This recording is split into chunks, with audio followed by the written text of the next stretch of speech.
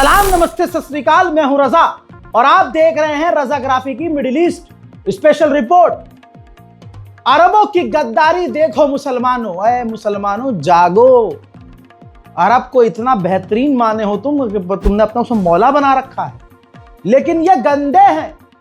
आपको पता है रिपोर्ट में क्या है? दिल फट जाएगा अगर आप ईमान वाले हैं। हजरात, जंग के दौरान जब इजराइल गाजा में, फिलिस्तीन में नरसंहार कर रहा था, दनादन गाजा पर मिसाइलों की बरसात कर रहा था, उस वॉर क्राइम के दौरान भी, जेनोसाइड के दौरान भी अरब देशों ने अपना मिलिट्री टाई इजराइल के साथ मजबूत किया। जंग के दौरान ही पूरी दुनिया का पहला मुस्लिम अरब मोरक्को देश ऐसा बना कि जब इजराइल गाजा पर बच्चों के चीथड़े उड़ा रहा था, गाजा में लोगों के जिस्म के हिस्सों को तार तार कर रहा था, दोस्तों उस वक्त मोरक्को ने इजराइल से सैटेलाइट खरीदी, मिलिट्री इक्विपमेंट्स खरीदे, डिफेंस सिस्टम खरीदे, हथियार खरीदे। इतना ही नहीं, जंग के दौरान ही मोरक्को अरब एक ऐसा मुस्लिम देश बना जिसने इजराइल के हथियारों की फैक्ट्री अपने मोरक्को के सरजमीन, अरब मोरक्को के सरजमीन पर खोल डाली। पूरी दुनिया में अब मुस्लिम देश पहला मोरक्को अरब ऐसा देश बन गया है जो अपनी सरजमीन पर इजराइल के लिए हथियार बना रहा है। यूएई ने 2 मिसाइल सिस्टम इजराइल से लिए, इजराइल से रडार सिस्टम लिए और कई तरह के छोटे मोटे और हथियार इस जंग नरसंहार के दौरान भी यूएई ने इजराइल से लिए।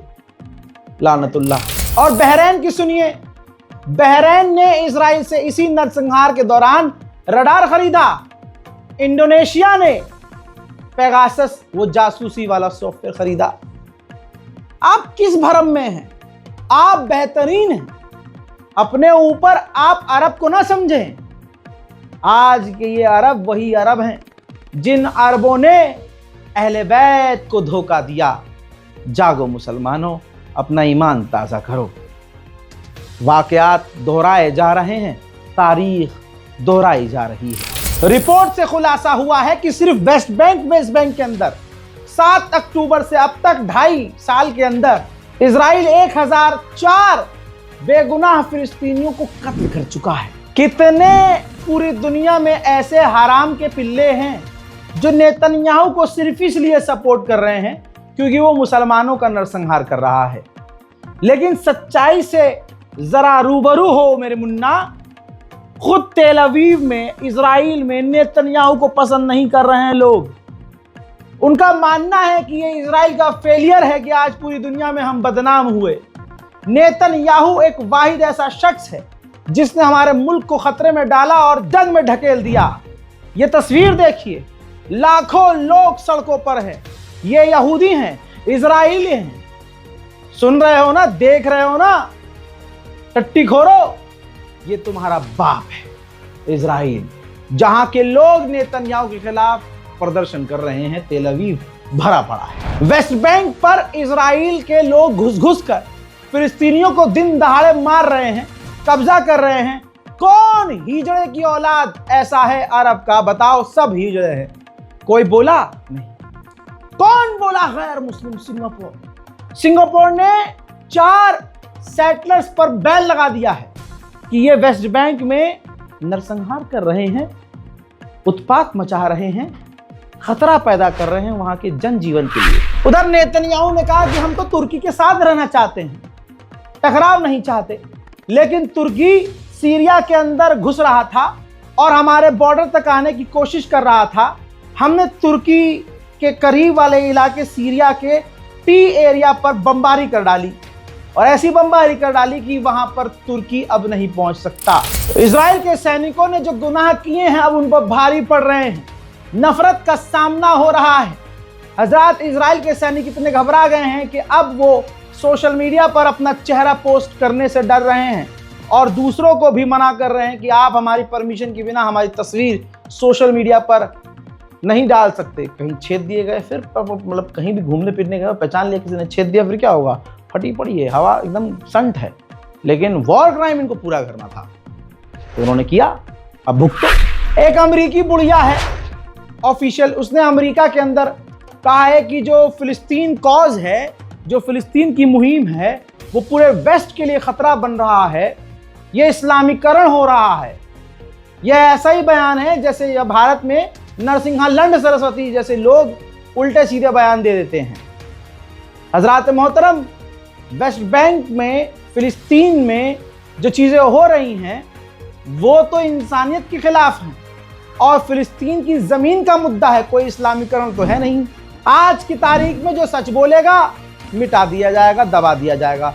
स्क्रीन पर मौजूद अमेरिकी सेनेटर ये महिला हैं, इनका नाम मार्जोरी टेलर है। दोस्तों, इन्होंने नेतन्याहू का खुल्लम खुल्ला विरोध किया था, ऐसा दबाव बनाया गया कि इन्होंने लाइव आकर रिजाइन दे दिया है, इस्तीफा दे दिया है। हजरात, इजराइल ने लेबनान पर हमला करके टॉप कमांडर अली तबातबाई को तो कत्ल कर ही दिया, हिजबुल्लाह ने 3 लोगों की और तस्वीर जारी की है और कहा है कि ये 3 और हमारे ऑफिशियल हिजबुल्लाह के हमारे लड़ाके मारे गए हैं इजराइल के आतंकी हमलों में। मोहतरम हजरात, अब मैं आपको सीरिया का लेटेस्ट मैप दिखा रहा हूं, स्क्रीन पर मौजूद है। गोलान हाइट पर इजराइल पूरी तरह से कब्जा कर चुका है। ठीक, अब आगे की सुनिए, अब वो इन इलाकों से आगे बढ़ गया है, गोलान हाइट पर कब्जा करके सीरिया के और आगे घुस गया है और ज्यादातर जमीन पर कब्जा करके उसने उस जगह पर 19 चेक पॉइंट और बना लिए हैं। लगभग 800 स्क्वायर किलोमीटर और कब्जा सीरिया की सरजमीन पर हो चुका है। आज मैं उन हिजड़ों से पूछ रहा हूं जो बशर अल असद के खिलाफ थे, सिर्फ इसलिए क्योंकि एक शिया देश उनको सपोर्ट कर रहा था, ईरान सपोर्ट कर रहा था। तो नफरत हमें आपस में इतनी है कि वो अगर शिया देश वहां पर मौजूद, अब आप देखो ना, जब ईरान के फाइटर वहां मौजूद थे, बताइए हुआ था ऐसा कब्जा?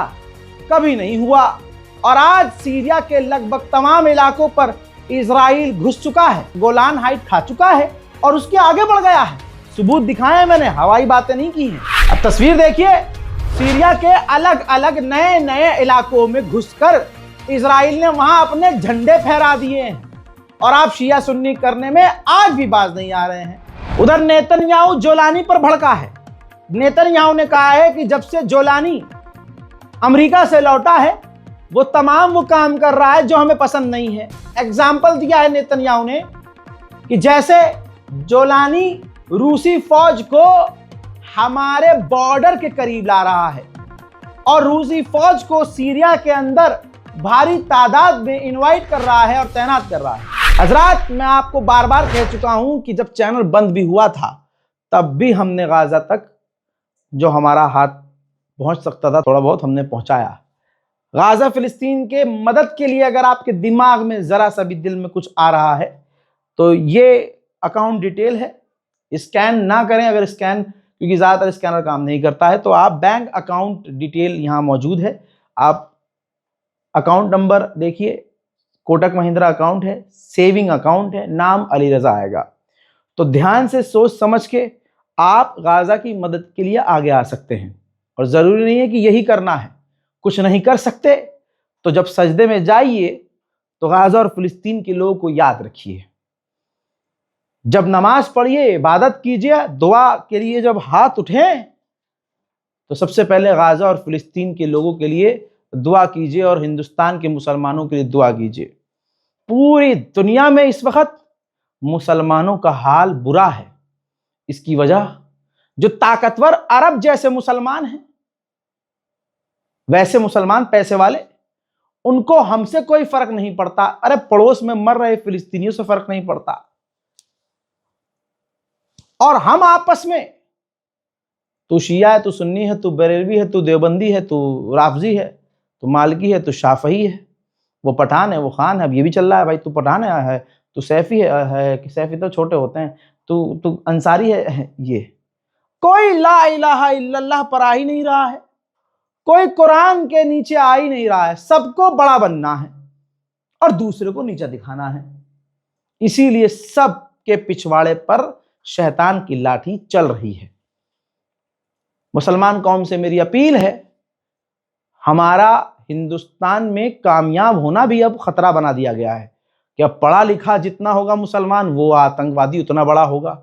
जाहिल तो अब आतंकवादी था ही, अब पढ़ा लिखा भी है, नैरेटिव चलाया जा रहा है। लेकिन ऐसे में करना क्या है, आपने पढ़ाई करनी है, पढ़ाई नहीं छोड़नी, वरना एक वक्त आएगा आपकी खुद की बेटियां कमर हिलाएंगी, जिस्म दिखाएंगी और पैसे का रोग आपको ऐसा लगेगा कि आप अपनी खुद की बहन बेटियों को नाचता देखकर अपने ज़मीर को मारेंगे कि चल पैसा तो ला रही है।